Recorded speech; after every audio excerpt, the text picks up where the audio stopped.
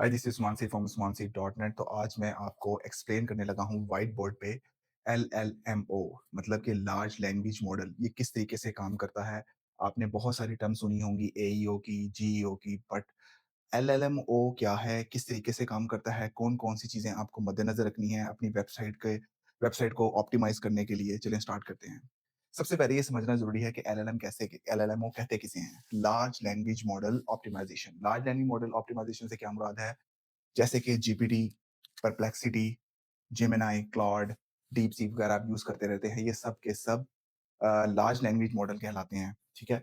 जैसे कि आपको पता है कि ये सारे लार्ज लैंग्वेज मॉडल जो हैं द पार्ट ऑफ एआई।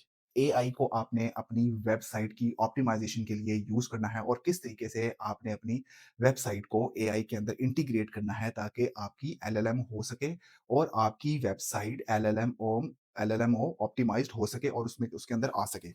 देखिए, वेबसाइट को जब आपने ऑप्टिमाइज़ करना है तो सबसे इम्पोर्टेंट हमेशा की तरह जैसे कि एसईओ के अंदर ज़रूरी है, एईओ के अंदर ज़रूरी है, जीओ के अंदर ज़रूरी है, आपने कंटेंट का ख़ास ख़्याल रखना है, जो सबसे इम्पोर्टेंट चीज़ है।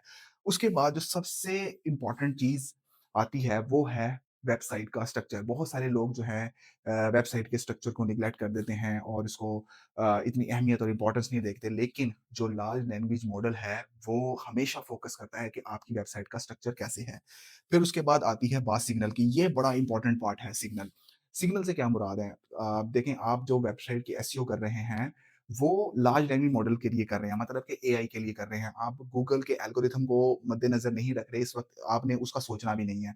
आपने तो सोचना है सिग्नल्स के बारे में, आपकी वेबसाइट किस तरीके से इंटीग्रेट हो सकती है एक्सटर्नल सिग्नल्स के साथ। मतलब कि आपकी जो फुटप्रिंट है, आपकी वेबसाइट की जो इन्फॉर्मेशन है, वेबसाइट के अलावा कहाँ-कहाँ मौजूद है। That's the important part, signals. एक एक इम्पोर्टेंट चीज़ जो आपने अपने दिमाग में हमेशा रखनी है कि ये जो ऑप्टिमाइज़ आप कर रहे हैं एलएलएम को, वो आप कर रहे हैं एआई के लिए, यानी कि लार्ज लैंग्वेज मॉडल्स के लिए, नॉट फॉर गूगल, ठीक है? जब भी ऑप्टिमाइज़ेशन की बात आती है, तो हमारे दिमाग के अंदर सबसे ज़्यादा जो चीज़ एकदम आती है, वो आता है एल्गोरिथम फॉर गूगल, यानी कि एसईओ दिमाग में आती है। नो डाउट जो इसका एवोल्यूशन है, मैं खुद एसईओ एक्सपर्ट रहा का और अभी भी एसईओ करता हूँ। सबसे ज़्यादा जो दिमाग में सिग्नल आता है एलएलएम लार्ज लैंग्वेज मॉडल की ऑप्टिमाइज़ेशन के लिए, तो सबसे पहले एसईओ का ही आता है, no doubt. Branch of SEO, but ये कन्वर्ट हुई किस पे? एईओ पे, आंसर इंजन ऑप्टिमाइजेशन पे। आज से तकरीबन कोई 5-7 साल पहले, बल्कि इससे पहले ही आ चुका था गूगल असिस्टेंट, जब आपने वॉइस सर्च को जो है वो कन्वर्ट करना शुरू किया और जो है एप्पल की सिरी और एलेक्सा, अमेज़न के एलेक्सा ने आंसर करना शुरू किया गूगल असिस्टेंट टाइप के, अब सारे आंसर इंजन कहलाए जाते हैं। इसी तरीके से जब जीपीटी आए, लार्ज लैंग्वेज मॉडल्स आए और लोगों ने अपनी क्यूरीज़ को लार्ज लैंग्वेज मॉडल्स पे शिफ्ट किया सर्च करने के लिए, इन्फॉर्मेशन गेट करने के लिए, तो फिर एलएलएमओ यानी कि आपकी website optimise large language model के मुताबिक होना शुरू हो गई और आजकल सिर्फ़ इसी पे ही फ़ोकस चलता है।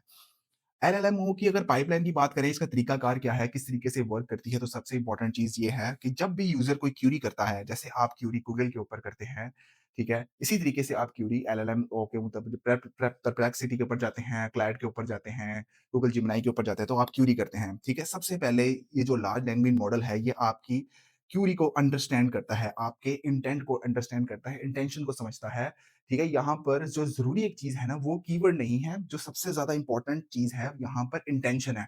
यहाँ पर आप कोई कीवर्ड छोटे यानी कि यहाँ पर आप छोटे सेंटेंस में नहीं बात कर रहे होते, 2-3 वर्ड्स को मिला के कोई कीवर्ड नहीं कर रहे होते, आप एक इंटेंशन अपनी दे रहे होते हैं एलएलएम्स को।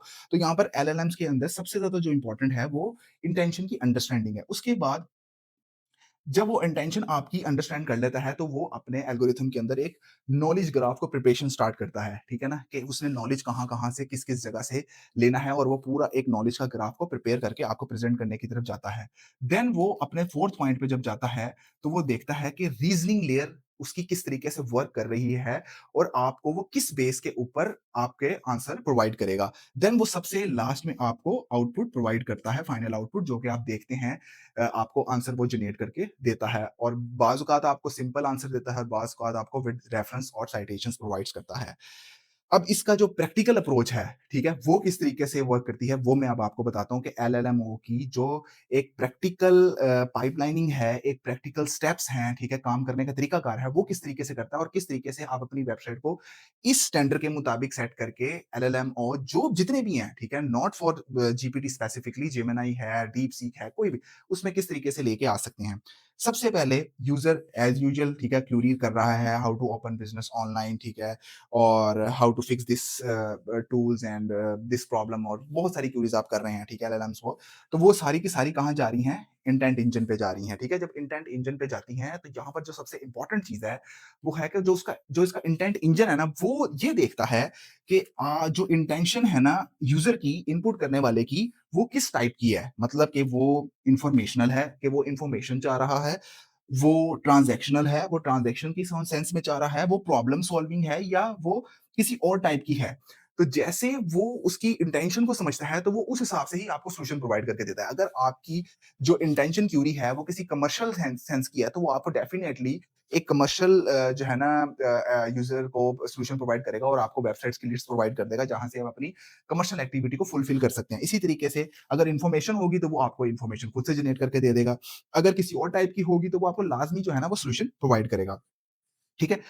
इंटेंट इंजन पे जाके जब वो अंडरस्टैंड कर लेता है, तो थर्ड नंबर पे वो जाता है अपने नॉलेज ग्राफ पे, कंटेंट ग्राफ पे, ठीक है? कंटेंट ग्राफ में जाके वो हमेशा आपको, आपने देखा होगा, आप बहुत सारी क्वेरीज़ कर रहे हैं, उसमें वो, अगर आप मैथमेटिकल क्वेरी कर रहे हैं, तो वो आपको मैथमेटिकल फॉर्म में दे रहा है। अगर आप उसको नोट्स की फॉर्म में कर रहे हैं, ठीक है? ग्राफ की फॉर्म में कर रहे हैं, तो वो आपको ग्राफ और चार्ट की फॉर्म में दे रहा है, ठीक है? अगर आप उसको इन लिस्ट की फॉर्म में कर रहे हैं, तो वो आपको लिस्ट कोड्स की फॉर्म में दे रहा है। तो उसके ना जो कंटेंट प्रेज़ेंट करने के तरीके हैं, वो डिफरेंट किस्म के हैं। फिर वो जब आपकी रीज़निंग लेयर, अपनी इंटेंट इंजन से जब आपकी क्वेरी को फॉरवर्ड करता है, तो वो आपकी क्वेरी को नॉलेज ग्राफ में शिफ्ट करता है। वो ये देखता है कि आपको चाहिए क्या है? आपको कंटेंट की टाइप किस तरीके से चाहिए है, कि आपको कॉन्सेप्ट प्रोवाइड करना है, लिस्ट प्रोवाइड करनी है, एफएक्यू देना है, स्टेप्स में देना है, या आपको स्टेट्स प्रोवाइड करते हैं, और बहुत सारी टाइप्स हैं जो वो आपको प्रोवाइड करता है। नंबर 4 पे वो जाता है, एलएलएम जाता है रीज़निंग लेयर पे। जैसे कि मैंने आपको बताया, रीज़निंग लेयर पे जाके वो समझता है कि यूज़र का कॉन्टेक्स्ट क्या है, ठीक है? उसकी पैटर्न की मैचिंग क्या है, ठीक है? उसकी आउटपुट क्या है, किस तरीके से उसको प्रोवाइड करती हैं, और वो चेक करता है, फैक्ट की रीचेकिंग करता है। देन वो आपको रीज़न के पॉइंट बेस के ऊपर आपको आउटपुट प्रोवाइड करता है।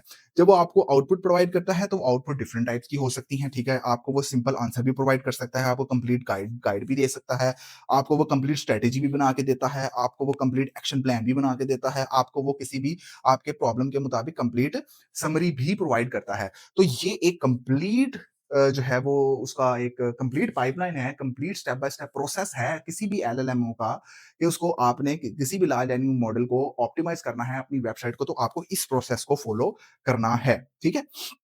अब इसके अंदर जो 3 इंपॉर्टेंट फ्रेमवर्क की बात करें, यानी कि वर्किंग फ्रेमवर्क की बात करें, इसमें 3 इंपॉर्टेंट वर्किंग फ्रेमवर्क हैं। उसके अंदर सबसे पहले है, एज़ यू नो, कंटेंट, ठीक है? कंटेंट कैसा है आपके, उसके बाद है आपके पास नॉलेज ग्राफ, और थर्ड नंबर पे है आपके पास प्रॉम्प्ट ऑप्टिमाइज़ेशन। कंटेंट की बात करें, तो सबसे ज़्यादा जो इंपॉर्टेंट चीज़ है, आपके कंटेंट का ना स्ट्रक्चर बड़ा क्लियर होना चाहिए, मेसी नहीं होना चाहिए, ठीक है? यानी कि आपने जो कंटेंट की ओरिजिनैलिटी है, ठीक है? और वो स्टैंडर्डाइज़ेशन है, वो तो आपको पता ही होगा, मैं समझता हूँ कि वो आपको सारी चीज़ों की क्लैरिटी होगी, लेकिन जो सबसे इम्पोर्टेंट चीज़ है, वो है कंटेंट का स्ट्रक्चर, वो क्लियर होना बहुत ज़रूरी है, ठीक है? एटॉमिक कंटेंट ब्लॉक्स का होना बहुत ज़रूरी है, ठीक है? और मल्टी किस्म के आपने ना उसके अंदर वेरिएशंस जो है ना वो ऐड करनी है अपने कंटेंट के अंदर। सिंपल ये नहीं है कि आपने वो ऐसे करके पैराग्राफ डाल दी और दैट्स इट। इस तरीके से नहीं, आपको उसको बड़े तरीके से प्रेज़ेंट करना आना चाहिए। नंबर 2 पे आपके पास नॉलेज ग्राफ है, मतलब कि आपके पास कंप्लीट एंटिटी मैप होना बहुत ज़रूरी है। मतलब कि आपने बताना है कि ये एक कंप्लीट एंटिटी बेस्ड जो है ना वो नॉलेज है, जो कि सिर्फ़ मेरी वेबसाइट पे अवेलेबल है। कंप्लीट आपके पास स्कीमा डाटा आपने स्ट्रक्चर्ड इस तरीके से करना है कि वो स्कीमा जो आप यूज़ करते हैं एसईओ के अंदर, वो आपने प्रॉपर्ली उसके साथ इंटीग्रेट रखना है, और कंप्लीट नॉलेज ग्राफ आपने प्रेज़ेंट करना है। उसके बाद आपके पास आ जाएगी क्वेरी पैटर्न, जो आपके पास प्रॉम्प्ट के पैटर्न हैं, वो क्वेरी पैटर्न पे आपने करने हैं, और उसको इंस्ट्रक्शन जो है ना वो देनी है, और देन फिर आपका जो मॉडल है वो रिट्रेनिंग प्रोसेस में चलता रहेगा। तो ये सारा का सारा एक कंप्लीट क्राइटेरिया है किसी भी एलएलएमओ के अंदर अपनी वेबसाइट को ऑप्टिमाइज़ कराने का। तो मैं उम्मीद करता हूँ कि आपको इस व्हाइट बोर्ड एक्सप्लेनेशन से कुछ ना कुछ नॉलेज मिला होगा, और इससे मैंने भी सीखा, आपको भी सिखाने की कोशिश की। तो इंशाल्लाह व्हाइट बोर्ड्स एक्सप्लेनेशन से रिलेटेड वीडियोज़ मेरी आती रहेंगी। तो अगर आप इस टाइप की वीडियो पसंद करते हैं और अपने नॉलेज को बढ़ाना चाहते हैं, तो मुझे लाज़मी सब्सक्राइब करें, फॉलो करें, और बेल आइकन को लाज़मी प्रेस करें। Thanks for watching.